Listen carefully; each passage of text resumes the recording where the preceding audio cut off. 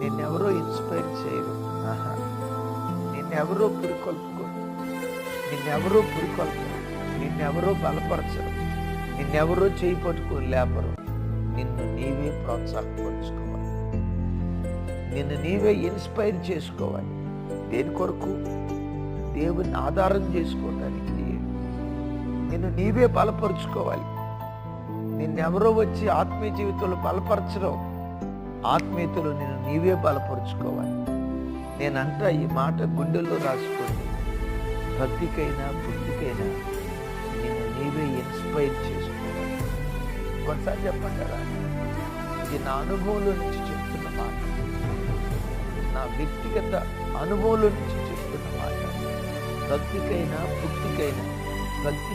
భక్తికైనా నిన్ను నీవే ఇన్స్పైర్ చేసుకోవాలి. ఎవరో నిన్ను పురుకొల్పరో.